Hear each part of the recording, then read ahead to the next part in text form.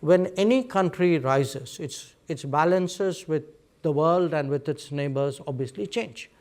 Now, when two countries of this size, this history, this complexity, this consequence rise broadly in parallel, and obviously they have a interplay with each other, I think the issue is how do you create stable equilibriums and then transition into the next set of equilibriums or next phase of equilibriums.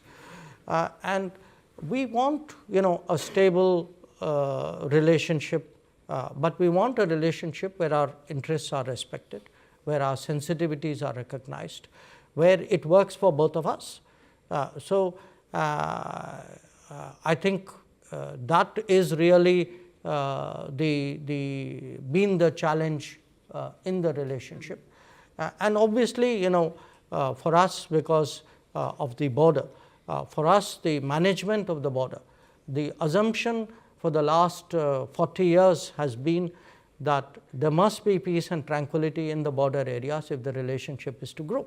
If the border is unstable or is not peaceful or is not tranquil, obviously it will have consequences on the growth and direction of the relationship. There was a certain context for why relations between India and China were disrupted. And the context was what China did along the line of actual control in 2020 and the situation which continued after that. Now, in October 2024, we were able to resolve many of the urgent issues, the pending issues pertaining to that, what we call disengagement of troops who had been deployed up front. So after that, there was a meeting between Prime Minister Modi and President Xi in Kazan, and I myself have met Foreign Minister Wang Yi.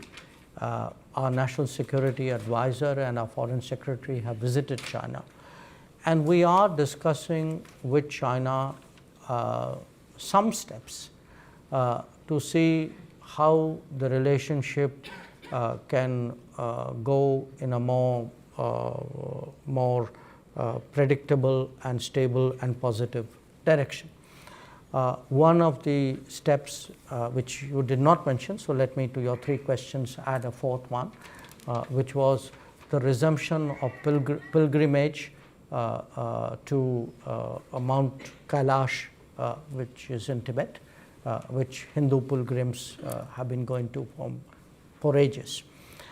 So the resumption of pilgrimage, the direct flights between the two countries, the journalist issues, all these are being discussed. But there are some other issues. For example, we had a mechanism about trans-border rivers.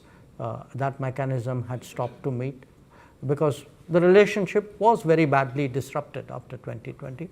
So we're looking at this package. I mean, I think people tasked with that mandate are dealing with each other. It's hard, obviously we would like to see it done sooner rather than later, and then we'll see what happens after that.